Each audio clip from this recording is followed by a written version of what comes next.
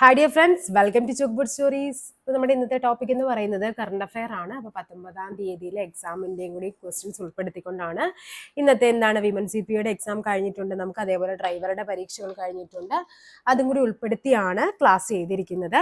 അപ്പം നമുക്ക് എന്ത് ചെയ്യാം, ക്വസ്റ്റിലേക്ക് പോകാം. 26-ാം തീയതിയാണ് നമ്മുടെ CPയുടെ എക്സാം വരുന്നത്. അതേപോലെ അസിസ്റ്റന്റ് സെയിൽസ്മാൻ്റെ എക്സാംസ് ഹോൾ ടിക്കറ്റ് വന്നിട്ടുണ്ട്. 2-ാം തീയതി ഉണ്ട്. അതേപോലെ ഇനി നെക്സ്റ്റ് ജില്ലക്കാരുടേത് അടുത്ത് തന്നെ വരുന്നതാണ്. 9 അടുത്ത ജില്ലക്കാരുടെ എക്സാം എന്ന് പറയുന്നത്. അപ്പോൾ എല്ലാവർക്കും ഉപകാരപ്പെടുന്ന ഒരു വീഡിയോ ആവട്ടെ. അപ്പോൾ എന്ത് ചെയ്യാം, നമുക്ക് ക്ലാസ്സിലോട്ട് പോകാം. ഫസ്റ്റ് ക്വസ്റ്റ്യൻ ആണ് പറഞ്ഞിരിക്കുന്നത്. ന്യൂഡൽഹിയിൽ 2023 കൂടിയ G20 രാജ്യ കൂട്ടായ്മയുടെ പ്രധാന മുദ്രാവാക്യം എന്തായിരുന്നു എന്നാണ് ചോദിച്ചിരിക്കുന്നത്. അപ്പൊ ഇതാണ് G20 2023. നമുക്കറിയാം ഇന്ത്യയിലായിരുന്നു. എന്താണ്? One earth, one family, one future. വസുദൈവ കുടുംബകം, one earth, one family, one future, ഇതായിരുന്നു അല്ലെ. അപ്പൊ എന്താണ്? ഒരു ഭൂമി, ഒരു കുടുംബം, ഒരു ഭാവി എന്നുള്ളതാണ് ആൻസർ വരേണ്ടത്. ഓപ്ഷൻ ഡി 3 മാത്രമാണ് ശരി. അപ്പൊ ഇനി നമ്മൾ പഠിക്കേണ്ടത് എന്തൊക്കെയാണ്? 2024 എന്തായിരുന്നു? Building a just world and a sustainable planet. ഇതാണ് 2024. അതെവിടെയാണ്? 2024 G20യുടെ വേദി എന്ന് പറയുന്നത് ബ്രസീലാണ്. Building a just world and a sustainable planet എന്നുള്ളത്.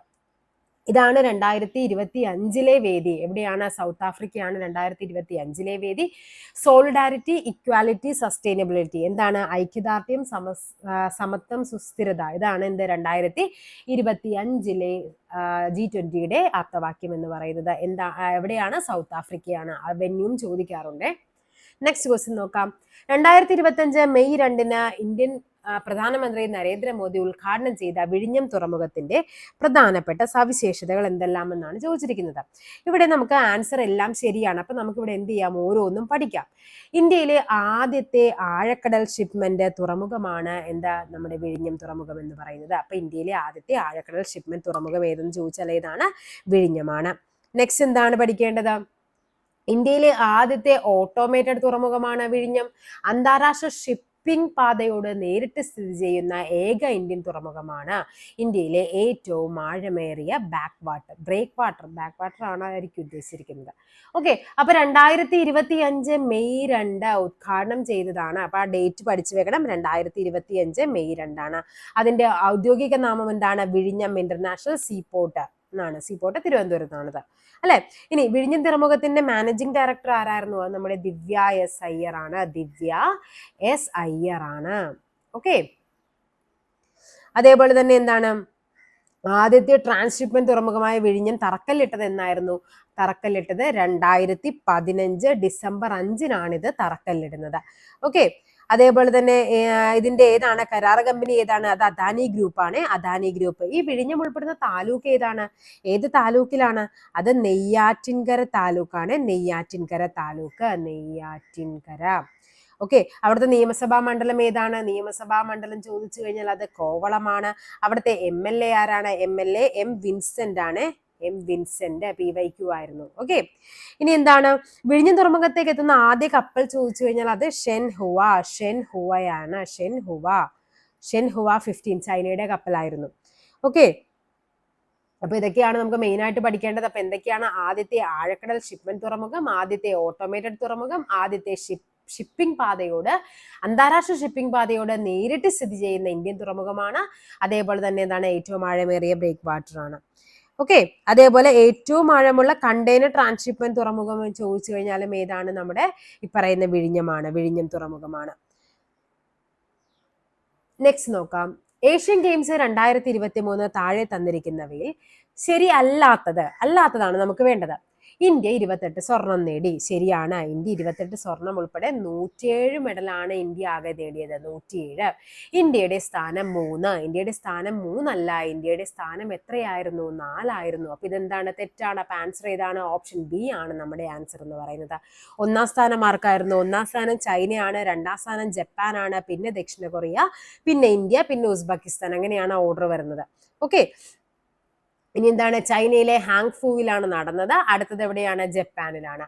കണ്ടോ, ഇതായിരുന്നു ആ ഓർഡർ എന്ന് പറയുന്നത്. ഇന്ത്യയുടെ ഇവിടെ പറഞ്ഞിരിക്കുന്നത് എത്രയാണ്? 28 സ്വർണം നേടി. കണ്ടോ, ഇന്ത്യ 28 സ്വർണം നേടി, 38 വെള്ളി നേടി, 41 വെങ്കലം നേടി, ആകെ മൊത്തം 101 മെഡലാണ് നേടിയത്. ഇങ്ങനെ തന്നെ പരീക്ഷയ്ക്ക് ചോദിച്ചിട്ടുണ്ടായിരുന്നു കേട്ടോ. ഇന്ത്യ നേടിയ മെഡലുകളുടെ എണ്ണം എത്ര? അതേതാണ്? 107 ആണ്. സ്വർണത്തിന്റെ എണ്ണം എത്ര? 28 ആണ്. അങ്ങനെ. ഓക്കെ. ഇനി ചൈന എത്രയാണ്? ചൈന 200 മെഡലുകളാണ് ചൈന നേടിയത്. ചൈനയാണ് 1ാം സ്ഥാനം, ജപ്പാൻ 2, 3ാം സ്ഥാനം റിപ്പബ്ലിക് ഓഫ് കൊറിയ, 4ാം സ്ഥാനം ഇന്ത്യ, 5ആണ് വരുന്നത് എന്ത്? നമ്മുടെ ഉസ്ബെക്കിസ്ഥാൻ വരുന്നത്. ഇനി ഇതാണ് അതിന്റെ എന്താ 3 അവരുടെ ആ ഒരു മാസ്കോട്ട് എന്ന് പറയുന്നത്. ഓക്കെ, എന്താണ് 3 ഇതിന്റെ പേരുണ്ടായിരുന്നു കേട്ടോ. ഇതാ ചിൻചൻ, അതേപോലെ തന്നെ കോങ്കോങ്, ലിൻലിനാന, അങ്ങനെ എന്തോ, അങ്ങനെ 3 പേരും ഉണ്ട്. Okay, heart to heart at future എന്നുള്ളതായിരുന്നു അതിന്റെ ആപ്തവാക്യം എന്ന് പറയുന്നത്. ഓക്കെ, അമൃതകാൽ എന്ന ആശയവുമായി ഇല്ലാത്തതാണ് നമുക്ക് വേണ്ടത്. ഇന്ത്യ അറ്റ് 100 ഉണ്ട്, 25 വർഷകാലഘട്ടമുണ്ട്, സപ്തഋഷിയുണ്ട്. ഈ 2022-23 യൂണിയൻ ബജറ്റ് എന്ന് കാണുമ്പോഴേ നമ്മൾ വിചാരിക്കും യൂണിയൻ ബജറ്റ് ആണല്ലോ അമൃതകാൽ എന്ന് വിചാരിക്കും. പക്ഷെ അത് 22-23 ആയിരുന്നില്ല, 23-24 ആണ് യൂണിയൻ ബജറ്റ്. ഇതൊക്കെ നമ്മൾ പ്രീവിയസ് ക്വസ്റ്റ്യൻ ഡിസ്കസ് ചെയ്തപ്പോൾ ഒത്തിരി തവണ പറഞ്ഞിട്ടുണ്ട്. ഇന്ത്യയുടെ ഇപ്പോഴത്തെ ദേശീയ മനുഷ്യാവകാശ കമ്മീഷൻ ചെയർമാൻ ആരാണ്? അത് വി രാമസുബ്രഹ്മണ്യമാണ്. അപ്പൊ നമുക്കൊന്ന് പഠിക്കാം. ആരാണ് നാഷണൽ ഹ്യൂമൻ റൈറ്റ് കമ്മീഷൻ്റെ? വി രാമസുബ്രഹ്മണ്യം. ഇലക്ഷൻ കമ്മീഷണർ ആരാണ്? ഗ്യാനേഷ് കുമാർ ആണ്. ഗവർണർ ആരാണ്?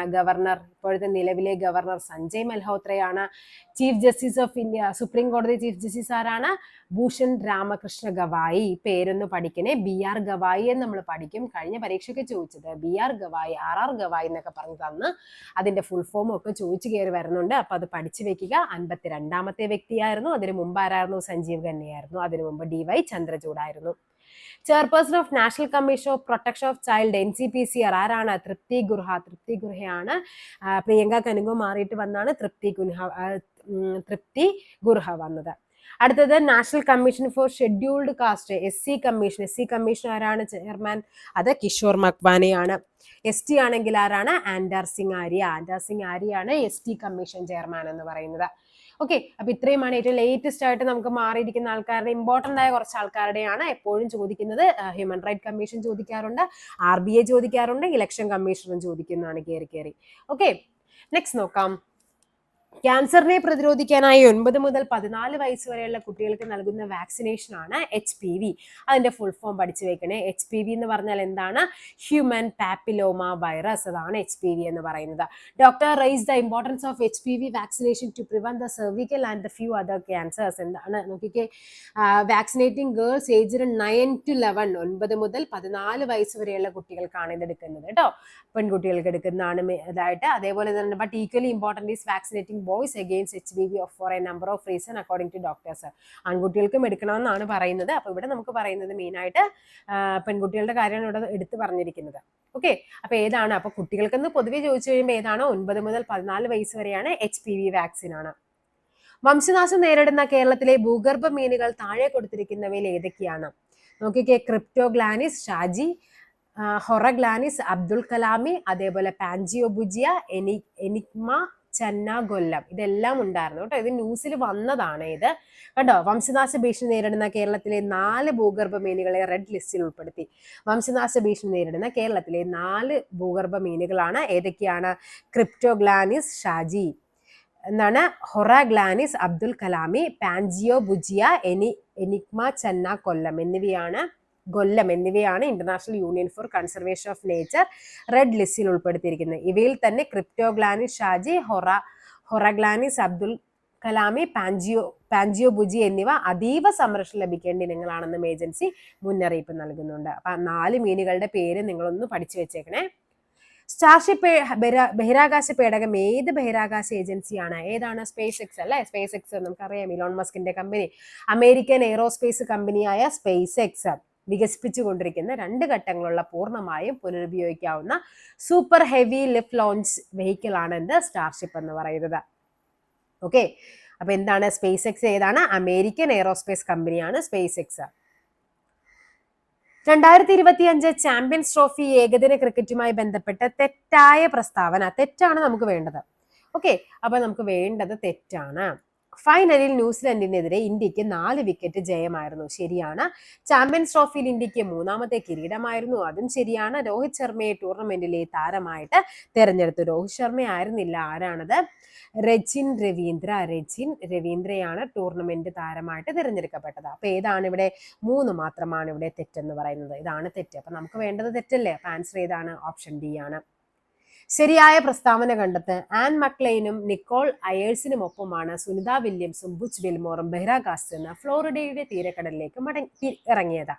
ഒരു യൂറോപ്യൻ സ്പേസ് ഏജൻസിയാണ് സ്പേസ് എക്സ്. നമ്മളിപ്പോൾ പറഞ്ഞു അമേരിക്കൻ സ്പേസ് ഏജൻസിയാണെന്നുള്ളത്.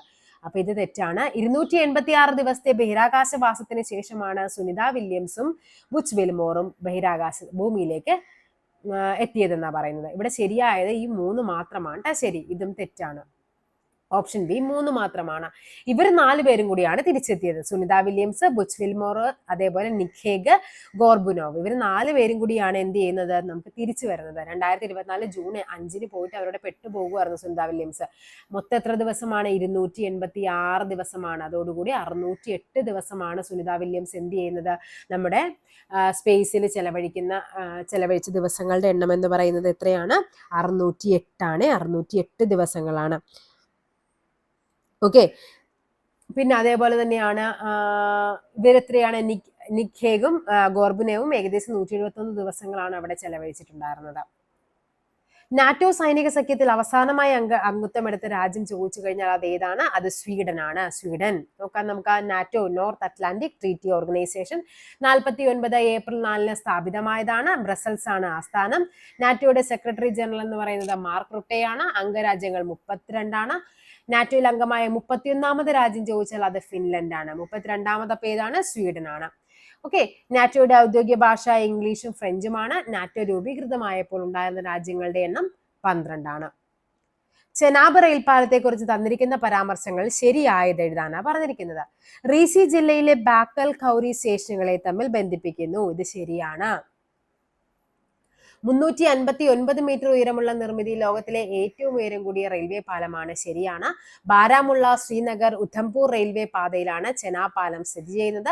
1315 മീറ്റർ നീളമുള്ള പാലത്തിന്റെ പ്രധാന നിർമ്മാണ മേൽനോട്ടം കൊങ്കൺ റെയിൽവേക്കായിരുന്നു. ഇവിടെ എല്ലാ പ്രസ്താവനകളും ശരിയാണ്. ഇതെല്ലാ പോയിന്റുകളും നിങ്ങൾ ഓരോന്നായിട്ട് തന്നെ പഠിക്കണം. ചിലപ്പോൾ കയറി ചോദിക്കാം. നമുക്ക് അതിന്റെ ഉയരം ചോദിക്കാം, അല്ലെ? അതിന്റെ ടോട്ടൽ എത്രയാണ് നീളം ഒന്ന് ചോദിക്കാം. കണ്ടോ? കാശ്മീർ താഴ്വരയിൽ തല ഉയർത്തി ചെനാബ് ലോകത്തിലെ ഏറ്റവും ഉയരം കൂടിയ റെയിൽവേ പാലം ആരാണ്? നമ്മുടെ പ്രധാനമന്ത്രി ഉദ്ഘാടനം ചെയ്യും. കണ്ടോ? ഇവിടെ പറഞ്ഞിട്ടുണ്ട് ആർച്ച് പാലമാണ് ഏറ്റവും ഉയരം കൂടിയ ആർച്ച് പാലമായ ചെനാബ് പ്രധാനമന്ത്രി നരേന്ദ്രമോദി ഉദ്ഘാടനം ചെയ്യും. പാലത്തോടൊപ്പം കത്ര ശ്രീനഗർ വന്ദേ ഭാരത് ട്രെയിൻ സർവീസും പ്രധാനമന്ത്രി ഉദ്ഘാടനം ചെയ്യും. Kashmir താഴ്വരയെ Indian റെയിൽവേയുമായി ബന്ധിപ്പിക്കുന്നതിലൂടെ tourism പ്രോത്സാഹിപ്പിക്കാനാണ്. അതേപോലെ നോക്കിക്കേ, കമാനത്തിന് ഏകദേശം 467 മീറ്റർ നീളമുള്ള പാലം നദിയിൽ നിന്ന് 359 മീറ്റർ ഉയരത്തിലാണ് സ്ഥിതി ചെയ്യുന്നത്. ഇമ്പോർട്ടന്റ് ആണ്. അതേപോലെ തന്നെ എന്താണ്? കാശ്മീർ റെയിൽവേ പദ്ധതിയിൽ ഉൾപ്പെടുന്ന ഉധംപൂർ ശ്രീനഗർ ബാരാമുള്ള സെക്ഷന്റെ ഭാഗമായിട്ട് ഖത്രയ്ക്കും ബനിഹാലിനും ഇടയിലെ 111 കിലോമീറ്ററിനെ തമ്മിൽ ബന്ധിപ്പിക്കുന്നതാണ്. റാസി ജില്ലയിലെ ബക്കലിനും കൗരിക്കും ഇടയിലാണ് ചെനാബ് പാലം നിർമ്മിച്ചിരിക്കുന്നത്. ചെനാബ് നദിക്ക് കുറുകെയാണ്. പാലത്തിന്റെ ആകെ നീളം എന്ന് പറയുന്നത് 1315 മീറ്റർ ആണ്. ഇതൊക്കെ അന്നത്തെ ന്യൂസ് ആയിരുന്നു. ഓപ്പറേഷൻ അമൃത് 2 വട്ടം ഒരേ ക്വസ്റ്റ്യൻ പേപ്പറിൽ 2 വട്ടം ചോദിച്ചു. ഓപ്പറേഷൻ അമൃത് എന്താണ്? ആന്റിബയോട്ടിക്കുകളുടെ അമിത ഉപയോഗം തടയാൻ വേണ്ടിയാണ് ഓപ്പറേഷൻ അമൃത് വരുന്നത്. ആന്റിബയോട്ടിക്കുകളുടെ അമിത ഉപയോഗം തടയാൻ കുറിപ്പടിയില്ലാത്ത മരുന്ന് വിറ്റാൽ നടപടി എടുക്കും എന്നുള്ളതായിരുന്നു. ഭൂമിയുടെ ലോ എർത്ത് ഭ്രമണപഥത്തിൽ 2 ബഹിരാകാശ വാഹനങ്ങൾക്കിടയിൽ ഡോക്കിങ്ങും അൺഡോക്കിങ്ങും പരീക്ഷിക്കുന്നതിനായി വിക്ഷേപിച്ച ISRO ദൗത്യത്തിന്റെ പേരാണ് സ്പാഡക്സ് മിഷൻ. 2025 നോർവേയുടെ ഉന്നത ബഹുമതിയായ ഹോൾബർഗ് പുരസ്കാരത്തിന് അർഹനായ ഇന്ത്യൻ എഴുത്തുകാരി ചോദിച്ചു കഴിഞ്ഞാൽ ആരാണ്? ഗായത്രി സ്പിവാക് ആണ്. ഇത് നമ്മൾ ഇതിന് മുന്നേ ക്വസ്റ്റ്യൻ പേപ്പറിൽ ഇതേ ക്വസ്റ്റ്യൻ തന്നെ ഡിസ്കസ് ചെയ്തിട്ടുണ്ട്. ഓക്കെ. ഗായത്രി ചക്രവർത്തി സ്പിവാക് എന്നൊക്കെ പറഞ്ഞ അതിന്റെ എക്സ്പ്ലനേഷൻ ഒക്കെ ഞാൻ പറഞ്ഞു തന്നതാണ്.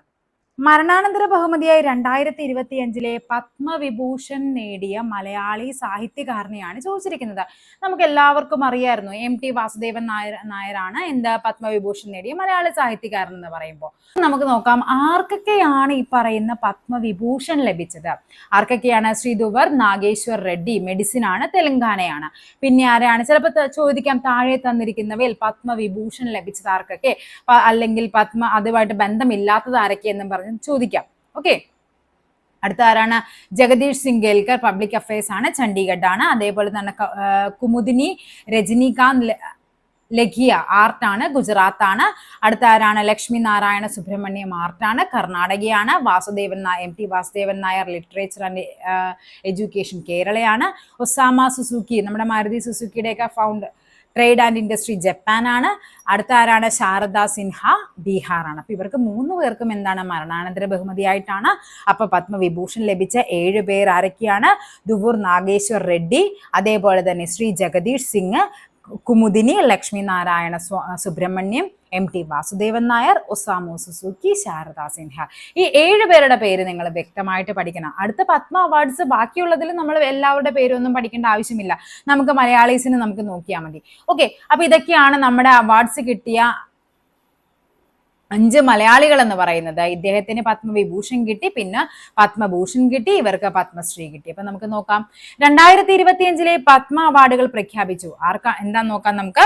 അന്തരിച്ച മലയാളത്തിന്റെ വിഖ്യാത സാഹിത്യകാരൻ എം ടി വാസുദേവൻ നായർക്ക് മരണാനന്തര ബഹുമതിയായി പത്മവിഭൂഷൺ നൽകി ആദരിച്ചു. 2005 അദ്ദേഹത്തിന് എന്ത് ലഭിച്ചത്? പത്മഭൂഷൺ ലഭിച്ചിരുന്നു. അപ്പൊ ചോദിക്കാൻ ചിലപ്പോൾ സ്റ്റേറ്റ്മെന്റ് ആയിട്ട് കയറി വരാം, എം ടിയുടെ താഴെ തന്നിരിക്കുന്ന പ്രസ്താവനകൾ ശരിയേത്? 2025 പത്മവിഭൂഷൺ, 2005 പത്മഭൂഷൺ ലഭിച്ചിരുന്നു. പെട്ടെന്ന് നമ്മൾ 2005 കാണുമ്പോൾ നമ്മൾ വിചാരിക്കും നമുക്ക് ഏറ്റവും കൂടുതൽ കണക്ട് ആയിരിക്കുന്നത് ഈ പത്മവിഭൂഷൺ ആയിരിക്കും. അത് തെറ്റാണെന്ന് വിചാരിക്കരുത്. 2005 അദ്ദേഹത്തിന് പത്മഭൂഷൺ അവാർഡ് ലഭിച്ചിട്ടുണ്ട്. ഇനി കഴിഞ്ഞ ഡിസംബർ 25 അദ്ദേഹം എന്ത് ചെയ്യുന്നത്? അന്തരിക്കുന്നത്. അപ്പൊ എം ടിയുടെ മരണം എന്നായിരുന്നു? 2024 ഡിസംബർ 25, നമ്മുടെ ക്രിസ്മസ് ദിനത്തിന്റെ അന്നാണ്. ആകെ 7 പേർക്കാണ് പത്മവിഭൂഷൺ ലഭിച്ചത്. ഇനി മലയാളികളായ ആർക്കൊക്കെയാണ്? PR ശ്രീജേഷിനും ഡോക്ടർ ജോസ് ചാക്കോ പെരിയപുറത്തിനും എന്ത് ലഭിച്ചു? പത്മഭൂഷൺ ലഭിച്ചു. കണ്ടോ? അപ്പൊ ഇദ്ദേഹത്തിന് പത്മവിഭൂഷൺ, ഇവർക്ക് 2 പേർക്കും എന്താണ്? പത്മഭൂഷൺ ലഭിച്ചു. ജോസ് ചാക്കോ പെരിയപുരവും ശ്രീജേഷും. ഇനി അടുത്തത് എന്താണ്? പരമോന്നത കായിക പുരസ്കാരമായ ഖേൽ രത്നം നൽകിയ PR ശ്രീജേഷിനെ രാജ്യം ആദരിച്ചിരുന്നു. അപ്പൊ ഖേൽ രത്നം നേടിയതും അതേപോലെ പത്മഭൂഷൺ ലഭിച്ചതും ആർക്കാണ്? ശ്രീജേഷിനാണ്. ആരോഗ്യ മേഖലയിൽ നിന്നാണ് ഡോക്ടർ ജോസ് ചാക്കോ പെരിയപുറത്തിന് പത്മഭൂഷൺ ലഭിച്ചത്. അപ്പൊ ഇവിടെ പറഞ്ഞിരിക്കുന്നത് 26 എന്നാണ്. 26 അല്ലട്ടോ, 19 പേർക്കാണ് പത്മഭൂഷൺ ലഭിച്ചിരിക്കുന്നത്. മൊത്തം 139 പേരല്ലേ. അപ്പൊ എങ്ങനെയൊക്കെയായിരുന്നു? 19 പത്മഭൂഷണും 7 പത്മവിഭൂഷണും 113 പത്മശ്രീയുമാണ്. അടുത്തത് പറയുന്ന പത്മശ്രീ ലഭിച്ചത് ആർക്കൊക്കെയാണ്? കേരളത്തിന്റെ അഭിമാനമായ മുൻ ഇന്ത്യൻ ഫുട്ബോൾ താരമായ IM വിജയനും അതേപോലെ ഓമനക്കുട്ടിയമ്മ, 2 പേർക്കാണ് എന്ത് ലഭിക്കുന്നത്? പത്മശ്രീ പുരസ്കാരം ലഭിക്കുന്നത്. അങ്ങനെ മൊത്തം 5 മലയാളികളാണ് അതിൽ ഉൾപ്പെടുന്നത്. M T Vasudevan Nair, PR Sreejesh, doctor Jose Chacko Periyapuram, IM Vijayan, കലാകാരി ഓമനക്കുട്ടിയമ്മ. ഓക്കെ, അപ്പൊ ഇത്രയുമാണ് നമുക്ക് ഈ പത്മ അവാർഡ്സുമായിട്ട് ബന്ധപ്പെട്ട് ഇമ്പോർട്ടന്റ് ആയിട്ട് നമുക്ക് പഠിക്കാനുള്ളത്. ഓക്കെ, നെക്സ്റ്റ് ക്വസ്റ്റ്യൻ നോക്കാം. കേന്ദ്ര ധനകാര്യ വകുപ്പ് മന്ത്രി ആരാണ്? എപ്പോഴും ചോദിക്കുന്നതാണ് മന്ത്രിമാരുടെ പേര്. അത് ചിലപ്പോൾ കേന്ദ്രമായിരിക്കാം, ചിലപ്പോൾ എന്താണ് കേരളത്തിലെ മന്ത്രിമാരായിരിക്കും ചോദിക്കുന്നത്, ചിലപ്പോൾ എന്ത് ചെയ്യാം? 2 കൂടിയും ചോദിക്കാൻ ചാൻസ് ഉണ്ട്. അപ്പൊ നമുക്ക് എന്ത് ചെയ്യുക? പഠിച്ചു വെക്കുക. അപ്പൊ കേന്ദ്ര ധനകാര്യ വകുപ്പ് മന്ത്രിയാണ് ചോദിച്ചിരിക്കുന്നത്. നമുക്കറിയാം നിർമ്മല സീതാരാമനാണ്. ജസ്റ്റ് നമുക്കറിയാം നരേന്ദ്രമോദിയാണ് പ്രധാനമന്ത്രി. മിനിസ്ട്രി ഓഫ് ഡിഫൻസ് എന്ന് പറയുന്നത് ഏതാണ്? രാജ്നാഥ് സിംഗ് ആണ്. അടുത്തത് അതേപോലെ തന്നെ എന്താണ്? റോഡ് ട്രാൻസ്പോർട്ട് ആരാണ്? നമ്മുടെ നിതിൻ ഗഡ്കരിയാണ്. അമിത്ഷാ നമുക്കറിയാം ഹോം അഫയേഴ്സ് ആണ്. JP നഡ്ഡ കഴിഞ്ഞ പരീക്ഷയ്ക്ക് ഏറ്റവും കൂടുതൽ ചോദിച്ചൊരു വ്യക്തിയായിരുന്നു അല്ലെ, JP നഡ്ഡ ഏതാണ്? ഹെൽത്ത് ആൻഡ് ഫാമിലി വെൽഫെയർ ആണ്. ശിവരാജ് സിംഗ് ചൗഹാൻ ആണെങ്കിൽ കൃഷി വകുപ്പാണ്. Nirmala Sitharaman ministry of finance ആണ്. ഇനിയുള്ളത് ഇതെല്ലാം ഞാൻ നമ്മുടെ ടെലഗ്രാം ഗ്രൂപ്പിലേക്ക് ജസ്റ്റ് ഇതിന്റെ പിക്ചേഴ്സ് ഇട്ടിരിക്കാം, നിങ്ങൾ നോട്ട് ചെയ്ത് വെക്കുക. എല്ലാം ഒന്നും വായിക്കുന്നില്ല, ഇമ്പോർട്ടൻ്റ് ആയിട്ടുള്ളത് മാത്രം പറഞ്ഞു പോകാം.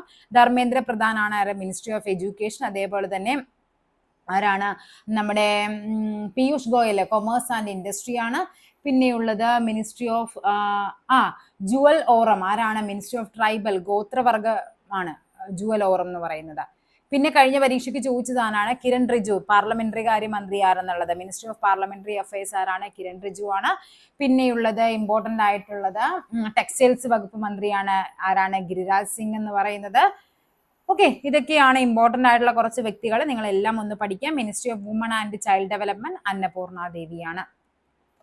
കേരള ഒളിമ്പിക് അസോസിയേഷന്റെ ഇപ്പോഴത്തെ അധ്യക്ഷൻ ചോദിച്ചു കഴിഞ്ഞാൽ ആരാണത്? വി സുനിൽകുമാർ ആണ്. ഒളിമ്പിക്സ് അസോസിയേഷന്റെ അധ്യക്ഷനാണ് ആര്? വി സുനിൽകുമാർ. ഇക്കോ ടൂറിസം പോയിന്റായി പ്രഖ്യാപിക്കാൻ പോകുന്ന കിദൂർ പക്ഷിഗ്രാമം, കിദൂർ എവിടെയായിരുന്നു? കാസർഗോഡ് ജില്ലയിലാണ് കിദൂർ പക്ഷിഗ്രാമം സ്ഥിതി ചെയ്യുന്നത്. 2023 ജൂണിലെ കണക്കനുസരിച്ച് ലോകത്തിലെ ഏറ്റവും വേഗതയേറിയ ടോപ്പ് 500 സൂപ്പർ കമ്പ്യൂട്ടർ പട്ടികയിൽ 75-ാം സ്ഥാനത്തെത്തിയ ഇന്ത്യയിലെ ഏറ്റവും വേഗതയേറിയ സൂപ്പർ കമ്പ്യൂട്ടറാണ് ഐരാവത്. 2023 ജൂണിലെ കണക്കെടുക്കനുസരിച്ചാണ്. ഇനി 2024 നവംബറിൽ പുതിയ കണക്ക് വന്നിട്ടുണ്ട്. അത് പ്രകാരം ഇന്ത്യയിലെ 6 കമ്പ്യൂട്ടേഴ്സ് ആണ് എന്ത് ചെയ്യുന്നത്, ആ ഒരു ലിസ്റ്റിലേക്ക് വന്നിരിക്കുന്നത്. അതിൽ ഐരാവത് വന്നത് എത്രയിലാണ്? 136. 23 കണക്കെടുപ്പ് പ്രകാരം 75 ആയിരുന്നു. അത് 24 കണക്കെടുപ്പായപ്പോൾ അത് എത്രയായിരുന്നു? 136 അപ്പോൾ ഒന്ന് പഠിച്ചു വെക്കേണ്ടതാണ്. പിന്നെയുള്ളത് അർക്കയുണ്ട്, 188. പിന്നെയുള്ളത് ഏതാണ്? അരുണിക 189, പ്രത്യൂഷ് 268, അർക്ക AI ഏതാണ്? 400. പിന്നെയുള്ളത് മിഹിർ 431. ഇങ്ങനെ 6 ഇന്ത്യൻ സൂപ്പർ കമ്പ്യൂട്ടേഴ്സ് ആണ് ഏറ്റവും പുതിയ ലിസ്റ്റിൽ 2024 നവംബറിൽ എടുത്ത പുതിയ ലിസ്റ്റിൽ 500 സൂപ്പർ കമ്പ്യൂട്ടേഴ്സിന്റെ ലിസ്റ്റിൽ വന്നത്. 2023 75 ഐരാവത്. 2024 വന്നപ്പോഴേക്കും അത് 136 റാങ്കിലോട്ട് വന്നു. ഇന്ത്യയുടെ 58ാമത് കടുവാ സംരക്ഷണ കേന്ദ്രമായ മാധവ് നാഷണൽ പാർക്ക് ഏത് സംസ്ഥാനത്താണ്? മധ്യപ്രദേശ്. മാധവ് മധ്യപ്രദേശ്. അത് എത്രാമത്തെ ആണെന്ന് പഠിച്ചു വെക്കുക? 58. Madhav national park in Madhya Pradesh becomes India's 58th tiger reserve. 58 എന്നുള്ളതിന് ഇമ്പോർട്ടൻസ് ഉണ്ട്. Located in the Shivpuri district in Chambal region. The reserve has 5 tigers at present, including the 2 cubs born recently. 2 more tigers could be released in the reserve zone. അത് നമുക്ക് ആവശ്യമില്ല. എന്നാണ്? 2025 മാർച്ചിൽ വന്ന ന്യൂസാണ് കണ്ടോ. അപ്പൊ നമുക്ക് എന്ത് ചെയ്യുക? പഠിച്ചു വെക്കുക. 58ാമത് ടൈഗർ റിസർവ് ആണ്. ഇന്ത്യൻ പാർലമെന്റിന്റെ തുടർച്ചയായി ഏറ്റവും അധികം ബജറ്റ് അവതരിപ്പിച്ച റെക്കോർഡ് ആർക്കായിരുന്നു? നിർമ്മല സീതാരാമൻ. തുടർച്ചയായി ഏറ്റവും കൂടുതൽ ബജറ്റുകൾ എത്രയാണ്? 8 ബജറ്റുകളാണ് നിർമ്മല സീതാരാമൻ. 2025 ഫെബ്രുവരിയിൽ വന്ന ന്യൂസാണ്. ഇതുമായിട്ട് ബന്ധപ്പെട്ട് നമുക്ക് പഠിക്കേണ്ട കുറച്ച് കാര്യങ്ങളുണ്ട്. ഏറ്റവും കൂടുതൽ ബജറ്റ് അവതരിപ്പിച്ച ആരെന്ന് ചോദിച്ചാൽ ആരാണത്? മൊറാർജി ദേശായിയാണ്. തുടർച്ചയായ ഏറ്റവും കൂടുതലാണ്, വ്യത്യാസമുണ്ട്. തുടർച്ചയായ ഏറ്റവും കൂടുതൽ ബജറ്റ് അവതരിപ്പിച്ചതാണ് നിർമ്മല സീതാരാമൻ, 8 എണ്ണം. ഇന്ത്യയുടെ ചരിത്രത്തിൽ തന്നെ ഏറ്റവും കൂടുതൽ ബജറ്റ് അവതരിപ്പിച്ചു ചോദിച്ചാൽ അത് മൊറാർജി ദേശായിയാണ്, 10 ബജറ്റാണ്. എന്നാൽ ഇത് തുടർച്ചയായിട്ടായിരുന്നില്ല. അതാണ് അവിടെ വ്യത്യാസം വന്നത്. 59-നും 64-നും ഇടയ്ക്കും, പിന്നെ എന്താണ് 67-നും 69-നും ഇടയ്ക്ക് അദ്ദേഹം 4 ബജറ്റ്, അതിനു മുമ്പ് 6 ബജറ്റ്. അങ്ങനെയാണ് മൊത്തം 10 ബജറ്റ്. അപ്പൊ തുടർച്ചയായിട്ടായിരുന്നില്ല, അവിടെ ഒരു ഗ്യാപ്പ് വന്നല്ലേ. 64 ശേഷം 65 66-ന് ഒരു ഗ്യാപ്പ് വന്നിട്ടുണ്ടായിരുന്നു. അപ്പൊ ഇനി വ്യത്യസ്ത കാലയളവുകളായി പി ചിദംബരം, അടുത്ത വ്യക്തിയാണ് ആര്? പി ചിദംബരം. എത്രയാണ്? 9 ബജറ്റുകളാണ്. പ്രണവ് മുഖർജി എത്രയാണ്? 8 ബജറ്റുകൾ വീതവും. നരസിംഹറാവു സർക്കാർ ധനമന്ത്രിയായിരിക്കെ 91-95 കാലത്ത് 5 ബജറ്റുകളാണ് മൻമോഹൻ സിംഗ് അവതരിപ്പിച്ചത്. അപ്പോൾ ആ ഓർഡർ എങ്ങനെയാണ്? ഫസ്റ്റ് വൺ മൊറാർജി ദേശായി എത്രയാണ്? 10 എണ്ണം. Next P Chidambaram. P Chidambaram എത്രയാണ്? 9 എണ്ണം. നെക്സ്റ്റ് ആരാണ്? പ്രണവ് മുഖർജി. പ്രണവ് മുഖർജി എത്രയാണ്? 8. പ്രണവ് മുഖർജിയും അതേപോലെ നിർമ്മല സീതാരാമനും 8 എണ്ണമാണ്. അപ്പൊ തുടർച്ചയായി വരുമ്പോഴേക്കും ആരാണ്? നമ്മുടെ നിർമ്മല സീതാരാമൻ വരും. തുടർച്ചയായ ബജറ്റ് അവതരണത്തിൽ മാത്രമല്ല, ഏറ്റവും ദൈർഘ്യമേറിയ ബജറ്റ് പ്രസംഗത്തിനുള്ള റെക്കോർഡ് മാർക്കാണ് നിർമ്മല സീതാരാമൻ. ഇത് കഴിഞ്ഞ പരീക്ഷയ്ക്ക് ചോദിച്ചതാണ്.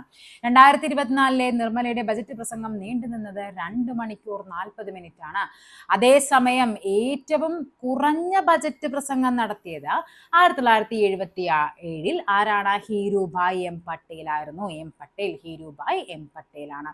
വെറും 800 വാക്കുകൾ മാത്രമായിരുന്നു ആ പ്രസംഗത്തിൽ ഉണ്ടായിരുന്നത്. അപ്പൊ ഈ ഒരു ന്യൂസ് കട്ടിങ്ങിൽ നമുക്ക് എന്തൊക്കെ പഠിക്കാൻ പറ്റും? ഒന്നാമത്തെ കാര്യം, തുടർച്ചയായി ഏറ്റവും കൂടുതൽ ബജറ്റ് അവതരിപ്പിച്ചത് നിർമ്മല സീതാരാമനാണ്. ഏറ്റവും കൂടുതൽ ബജറ്റ് അവതരിപ്പിച്ചത് മൊറാർജി ദേശായിയാണ്. രണ്ടാമത് പി ചിദംബരം, മൂന്നാമത് പ്രണബ് മുഖർജി, നിർമ്മല സീതാരാമനും. പിന്നെ മൻമോഹൻ സിംഗ് ആണ്. എത്രയാണ്? ഏകദേശം 5 ബജറ്റുകളാണ്. ഇമ്പോർട്ടൻ്റ് ആണ്, പഠിക്കണേ. കാര്യം മൻമോഹൻ സിംഗ് അന്തരിച്ചുകൊണ്ട് തന്നെ അത് ഇമ്പോർട്ടൻ്റ് ആണ്. പിന്നെ പറയുന്നത് എന്താണ്? ഏറ്റവും ദൈർഘ്യമേറിയ പ്രസംഗം ആരുടേതാണ്? നിർമ്മല സീതാരാമന്റെയാണ്. ഏറ്റവും ദൈർഘ്യം കുറഞ്ഞത് 1977 എം പട്ടേൽ, ഹീരുഭായ് എം പട്ടേലിൻ്റെതായിരുന്നു. 2023 രസതന്ത്ര നോബൽ പ്രൈസ് എന്തിനായിരുന്നു? ക്വാണ്ടം ഡോട്ട്സ് ആണ്. നിങ്ങളപ്പോൾ 2024 ഇത് ഏറ്റവും ലേറ്റസ്റ്റ് ക്വസ്റ്റ്യൻ പേപ്പർ ആണ് 23 ചോദിച്ചത്. പക്ഷെ നിങ്ങൾ എന്ത് ചെയ്യുക? 2024 നോബലും നന്നായിട്ട് പഠിക്കുക. സെയിം ടൈം 2023 കൂടി പഠിക്കുക. കാരണം കണ്ടോ, 53 പുതിയ ക്വസ്റ്റ്യൻ പേപ്പറിലെയാണിത്. കോളേജ് വിദ്യാർത്ഥികളുടെ മാനസികാരോഗ്യം മെച്ചപ്പെടുത്തുന്നതിനായി, ആത്മഹത്യാ പ്രവണത കുറയ്ക്കുന്നതിനായി കേരളത്തിൽ ആരംഭിച്ച പദ്ധതിയുടെ പേരാണ് എന്ത്? ജീവനി. ഈ കോഡ് ക്വസ്റ്റ്യൻ പേപ്പർ കോഡ് ഇതെല്ലാം തോന്നണം കേട്ടോ, മാറിപ്പോയിട്ടുണ്ടെന്ന് തോന്നണേ. ഇതൊന്നും എനിക്ക് തോന്നുന്നു 5ന്റെ ആദ്യത്തെ ക്വസ്റ്റ്യൻ പേപ്പറിൽ ഏതോ വരുന്നതാണെന്ന് തോന്നുന്നു. 5ആണോ 11ആണോ എന്നറിയില്ല. കേരളത്തിലെ ഇപ്പോഴത്തെ സാംസ്കാരിക വകുപ്പ് മന്ത്രി ആരാണ്? സാംസ്കാരിക വകുപ്പ് മന്ത്രി സജി ചെറിയാൻ. സാംസ്കാരിക വകുപ്പ് മന്ത്രിമാരുടെ പേരും കൂടി കേരളത്തിലെ മന്ത്രിമാരുടെ പേരും കൂടി നമ്മൾ നന്നായിട്ട് പഠിച്ചു വെക്കുക. റോഷി അഗസ്റ്റിൻ ആരായിരുന്നു? ജലവിഭവമാണ് റോഷി അഗസ്റ്റിൻ, ജലവിഭവ വകുപ്പ് മന്ത്രിയാണ്. കോളേജ് വിദ്യാർത്ഥികളുടെ മാനസികാരോഗ്യം മെച്ചപ്പെടുത്തുന്നതിനായി അതെ, അത് നേരത്തെ പറഞ്ഞതാണ്. ഏതാണ്? ജീവനി. നെക്സ്റ്റ് ക്വസ്റ്റ്യൻ ആണ്. ഇത് നമ്മുടെ ഡിവിഷണൽ അക്കൗണ്ടന്റിന്റെ പരീക്ഷ നടത്തിയിരുന്നു. 50/2025 ക്വസ്റ്റ്യൻ പേപ്പർ കോഡ് എന്ന് പറയുന്നത്. Who served as the chief guest of the Republic Day celebration India 2025? ആരായിരുന്നു?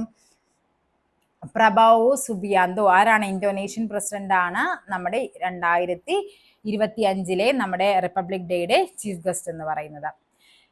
Next, the following are the titles of 4 famous novels written by M.T. Vasudevan Nair with the name of the central characters noted against each.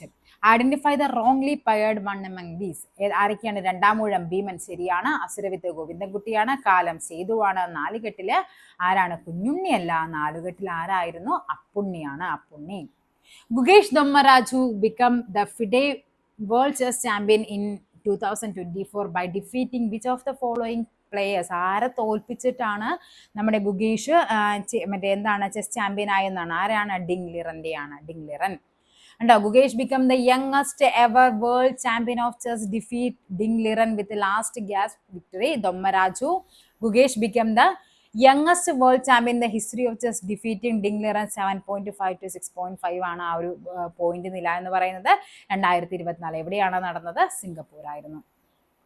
സ്ത്രീകൾക്ക് സർക്കാർ ബസ്സുകളിൽ സൗജന്യ യാത്ര നൽകുന്ന പദ്ധതിയാണ് Mahalakshmi scheme. എവിടെയാണ് Mahalakshmi scheme? തെലങ്കാനയിലാണ്. 2025 പ്രഥമ ഖോ ലോകകപ്പ് വേദിയാകുന്ന രാജ്യം ഇന്ത്യ ആയിരുന്നു. അതിൽ വിന്നർ ആരായിരുന്നു? വിന്നറും ഇത് നമ്മുടെ 5/2025 ആണ്.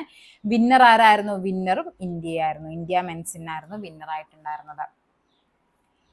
ലോക നഗര ദിനത്തിൽ യുനെസ്കോ പുറത്തിറക്കിയ 55 ക്രിയേറ്റീവ് നഗരങ്ങളുടെ പട്ടികയിൽ ഇടം നേടിയതും സാഹിത്യ നഗരം എന്ന പദവി ലഭിച്ചതുമായ കേരളത്തിലെ ആദ്യ നഗരമാണ് കോഴിക്കോട്. സാഹിത്യ നഗരം കോഴിക്കോടാണ്. രാഷ്ട്രപതി ഭവനിലെ ദർബാർ ഹാളിന്റെ പുതിയ പേര്? ദർബാർ ഹാളിന്റെ പേര് എന്താണ് കൊടുത്തിരുന്നത്? രാഷ്ട്രപതി ഭവനിലും പേരുമാറ്റം വന്നു. ദർബാർ ഹാളിന് എന്താണ്? ഗണതന്ത്ര മണ്ഡപം എന്നറിയപ്പെട്ടു. ദർബാർ ഹാൾ ഗണതന്ത്ര മണ്ഡപം എന്നും അശോക ഹാൾ എന്താണ്? അശോക മണ്ഡപം എന്നറിയപ്പെട്ടു. ചുവടെ നൽകിയിരിക്കുന്നവയിൽ തീമുകൾ ശരിയായ രീതിയിൽ ക്രമപ്പെടുത്തുക. ഇവിടെ ആൻസർ വന്നിരിക്കുന്നത് PSC ആൻസർ ആണ്. അപ്പൊ നിങ്ങൾ ഈ തീം ഒന്ന് പഠിച്ചു വെക്കണേ. ഇവിടെ എന്തോ ഒരു മിസ്റ്റേക്ക് ഉണ്ടായിരുന്നു ആ ക്വസ്റ്റ്യൻ, പക്ഷെ PSC ആൻസർ തന്നിട്ടുണ്ടായിരുന്നു. ഓപ്ഷൻ A ആണ് ആൻസർ ആയിട്ട് തന്നിരുന്നത്.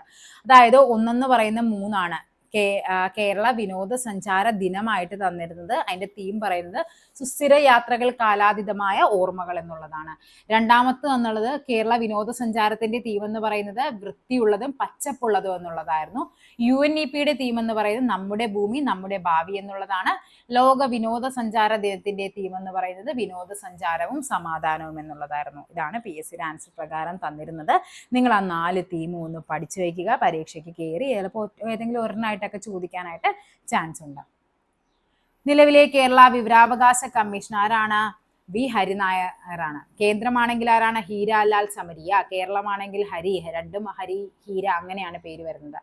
ഇന്ത്യയിലെ ആദ്യത്തെ national highway steel slag road ഉദ്ഘാടനം ചെയ്തത് NH66 മുംബൈ ടു ഗോവയാണ്. Okay, India's first national highway steel slag road section on NH66 Mumbai Goa national highway inaugurated. അത് എല്ലാം പത്രക്കട്ടിങ് ആണ് കേട്ടോ ഇതെല്ലാം തന്നിരിക്കുന്നത്. താഴെ തന്നിട്ടുള്ളവയിൽ 2024 പത്മവിഭൂഷൺ, ഇതും പുതിയ പരീക്ഷയാണ്. 2024 പത്മവിഭൂഷണാണ് ചോദിച്ചിരിക്കുന്നത്. അപ്പൊ നമുക്ക് പഠിച്ചു വെക്കണം ആരൊക്കെയാണ്. ഇവിടെ ആരായിരുന്നു ആൻസർ ആയിട്ട് വരേണ്ടത്? പത്മ സുബ്രഹ്മണ്യമാണ്. അപ്പൊ ആരൊക്കെയാണ്? വൈജയന്തിമാല തമിഴ്നാടാണ്. അതേപോലെ ആരാണ്? ചിരഞ്ജീവി ഏതാണ്? ആന്ധ്രാപ്രദേശ്. അടുത്തത് വെങ്കയ്യ നായിഡു ആന്ധ്രാപ്രദേശ്. അടുത്തത് Bindeshwar Pathak social worker ബീഹാറാണ്. Padma Subrahmanyam art തമിഴ്നാടുമാണ്. അപ്പൊ നമ്മളോട് ചോദിച്ചിരിക്കുന്നവരിൽ പേരിൽ ആരാണ്? പത്മ സുബ്രഹ്മണ്യമാണ്. അപ്പൊ ഇനി LK അദ്വാനിക്കും MS സ്വാമിനാഥനും ഒക്കെ പ്രത്യേകത ഉണ്ടായിരുന്നു. എന്തായിരുന്നു? ഭാരതരത്നം 2024 ഭാരതരത്നം ലഭിച്ച വ്യക്തികളായിരുന്നു ആരൊക്കെ? കർപ്പൂരി ഠാക്കൂർ ആരാണ്? മരണാനന്തരമാണ് ബീഹാറിലെ മുഖ്യമന്ത്രിയായിരുന്നു. നരസിംഹറാവു, പിന്നെ അതേപോലെ ചൗധരി ചരൺ സിംഗ്, MS സ്വാമിനാഥൻ, LK അദ്വാനി, ഇത്രയും പേർക്ക് എന്ത് ലഭിച്ചിട്ടുണ്ട്? 2024 5 പേർക്കാണ് ഭാരതരത്ന അവാർഡ് കിട്ടിയത്. Karpoori Thakur, Narasimha Rao, Chaudhary Charan Singh, MS Swaminathan, LK Advani. Next question ആണ് പറഞ്ഞിരിക്കുന്നത്, സമീപകാലത്ത് ഇന്ത്യൻ കരസേന വിജയ് ദുർഗ് എന്ന് പേര് മാറ്റിയ ഫോർട്ട് വില്യം എവിടെയാണെന്നാ ചോദിച്ചിരിക്കുന്നത്. നോക്കിക്കേ, fort William armies eastern headquarters renamed Vijay Durg. Fort William was built by the British in 1781 and was named after the King William അല്ലെ, വില്യം മൂന്നാം, അതായത് ഇംഗ്ലണ്ടിലെ വില്യം തേർഡ് ആ രാജാവിന്റെ സ്മരണാർത്ഥമാണ് ഫോർട്ട് വില്യം എന്ന പേര് നൽകിയത്. അതാണ് നമുക്കിപ്പോൾ എന്താക്കി മാറ്റിയത്? വിജയ് ദുർഗ് എന്നാക്കി മാറ്റിയത്. ഉണ്ടോ? അത് എവിടെയാണെന്ന് പറഞ്ഞിട്ടുണ്ട്. ഫോർട്ട് വില്യം ഇൻ കൊൽക്കട്ടയാണ്. അതേപോലെ തന്നെ എന്താണ്? Headquarters of eastern army command ആണ്. Has been renamed Vijay Durg. അതിന്റെ കൂടത്തിൽ തന്നെ Kitchener house inside Fort William has been renamed എന്നാണ് മനേക്ഷ ഹൗസ്. അതേപോലെ തന്നെ south gate formerly known as saint George gate, അതെന്താക്കി മാറ്റി പേര്? ശിവാജി ഗേറ്റ് എന്നും കൂടി ആക്കി മാറ്റിയിട്ടുണ്ട്. അപ്പൊ ഫോർട്ട് വില്യം വിജയ് ദുർഗ് ആക്കി മാറ്റി. അതിന്റെ ഉള്ളിലുണ്ടായിരുന്ന രണ്ടെണ്ണത്തിന്റെ പേരും കൂടി ചേഞ്ച് ചെയ്തിട്ടുണ്ട്. 2024 സമാധാനത്തിനുള്ള നോബൽ പുരസ്കാരം നേടിയത് നിഹോൺ ഹിഡാൻക്യോ. പഠിച്ചു വെക്കണം കേട്ടോ. 2024 നോബൽ പ്രൈസ് നന്നായിട്ട് വായിക്കണം. 70ാമത് നെഹ്റു ട്രോഫി വള്ളംകളി ആരായിരുന്നു? കാരിച്ചാൽ ചുണ്ടനാണ്. മൊബൈൽ ഫോൺ അടിമപ്പെടുന്ന കുട്ടികളെ മോചിപ്പിക്കാനുള്ള കേരള പോലീസിന്റെ പദ്ധതിയാണെന്ത്? കൂട്ടെന്ന്. അപ്പോൾ എല്ലാവർക്കും ഒരിക്കൽ കൂടി ഓൾ ദ ബെസ്റ്റ്. നന്നായിട്ട് പരീക്ഷയൊക്കെ എഴുതുക, നെഗറ്റീവ് ഒന്നും അടിക്കാതെ മാക്സിമം നല്ല രീതിക്ക് സ്കോർ ചെയ്യുക. എല്ലാവരും പരീക്ഷയൊക്കെ കഴിഞ്ഞ് പോലീസായിട്ട് തിരിച്ചു വരട്ടെ എന്ന് ആശംസിക്കുന്നു. പോലീസ് ആയി കഴിയുമ്പോഴും നമ്മുടെ ഗ്രൂപ്പിലും അല്ലെങ്കിൽ ടെലഗ്രാമിലോ അല്ലെങ്കിൽ ഏതെങ്കിലും വീഡിയോയ്ക്ക് താഴെയൊക്കെ വന്ന് പറയണം കേട്ടോ, നിങ്ങൾ പോലീസ് ആയി കഴിയുമ്പോൾ. അതും ഒരു സന്തോഷമുള്ള ഒരു കാര്യമല്ലേ. അതേപോലെ അസിസ്റ്റന്റ് സെയിൽസ്മാൻ്റെ എക്സാം ഉള്ളവർക്കും എല്ലാവരും നന്നായിട്ട് പഠിച്ചെഴുതുക. മാക്സിമം നന്നായിട്ട് ഇനിയുള്ള ടൈം നന്നായിട്ട് റിവൈസ് ഒക്കെ ചെയ്തിട്ട് പോവുക. അതേപോലെ തന്നെ സയൻസും കൂടി നടന്ന പരീക്ഷകളെല്ലാം, ഫോഴ്സിന്റെ എക്സാം എല്ലാം കൂടിയായിട്ട് സയൻസും കൂടി ഒന്ന് ഒരു ക്ലാസ് എടുക്കണമെന്നുണ്ടായിരുന്നു. പക്ഷെ ഒട്ടും വയ്യായിരുന്നു. അതുകൊണ്ടാണ് കുറേ ദിവസമായിട്ട് ക്ലാസ് ഇടാൻ പറ്റാതിരുന്നത്. അപ്പം എല്ലാവർക്കും ഒരിക്കൽ കൂടി ഓൾ ദ ബെസ്റ്റ്. നന്നായിട്ട് പരീക്ഷയ്ക്ക് എഴുതിയിട്ട് വാ. Okay, thank you.